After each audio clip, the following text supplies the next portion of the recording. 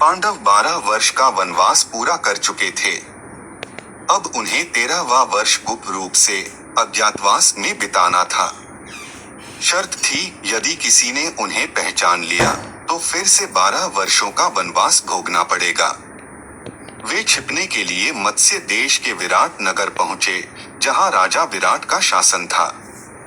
सबने अपनी पहचान छिपाकर विभिन्न सेवाओं का रूप ले लिया। युधिष्ठिर ने खुद को कंक नाम से प्रस्तुत किया और राजा को जुए और नीति का ज्ञान देने वाले सलाहकार बन गए। भीम बना बलवंत रसोइया, लेकिन जब जरूरत पड़ी तो वह गुप्त रूप से राक्षसों को मारने भी निकलता था। अर्जुन, जिसे उर्वशी का श्राप था, एक नर्तकी के रूप में बृहन्नला बनकर राजकुमारी उत्तर को नृत्य संगीत सिखाने लगा। नकुल बना घोड़े देखने वाला और सहदेव गायों का देखभाल करता। द्रौपदी बनी सैरंध्री, रानी सुदेशना की दासी। रानी सुदेशना का भाई किचक मत्स्य देश का सेनापति था, बलशाली मगर अहंकारी और दुराचारी। जब उसकी नजर सैरंध्री द्रौपदी पर पड़ी तो वह मोहित हो गया। द्रौपदी ने उसका विरोध किया, पर किचक उसे अपमानित करने लगा।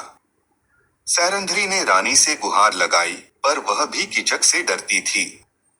तब द्रौपदी ने भीम को संकेत दिया, रात्रि में किचक मंदिर आएगा, वहां मेरा प्रतिशोध तुझे बुला रहा है। रात्रि में मंदिर में घना अंधेरा था। किचक जैसे ही पहुंचा, वहां कोई स्त्री नहीं बल्कि लोमहर्षक क्रोध से भरा भीम खड़ा था। भीम ने किचक को उठाकर पटका और उसका वध कर दिया।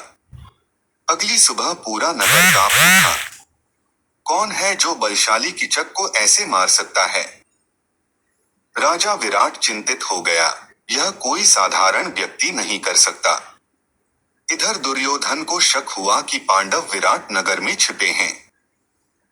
पहचान उजागर करवाने के लिए कौरवों ने मत्स्य देश की गायें चुरा लीं और युद्ध छेड़ दिया। राजा विराट के पुत्र उत्तर कुमार युद्ध के लिए निकले, पर डर के मारे घबरा गए। बृहन्नला अर्जुन उनके सारथी बने। जब रणभूमि पहुंचे, अर्जुन ने अपने अस्त्र शस्त्र निकाले और बृहन्नला का रूप त्याग दिया। शंख बजाया गया और दिव्यास्त्रों की वर्षा शुरू हुई। अर्जुन ने अकेले ही कौरवों की पूरी सेना को परास्त कर दिया। जब राजा विराट को यह ज्ञात हुआ कि वही बृहन्नला, अर्जुन, कंक, युधिष्ठिर, बलवंत, भीम आदि ही पांडव हैं, वह विस्मित रह गया। सभी दरबारी और जनता चकित रह गए कि पांडव पूरे 1 वर्ष तक उनके बीच रहे और कोई उन्हें पहचान नहीं सका। अज्ञातवास सफल रहा और एक नए चरण और बढ़ चली महाभारत की गाथा।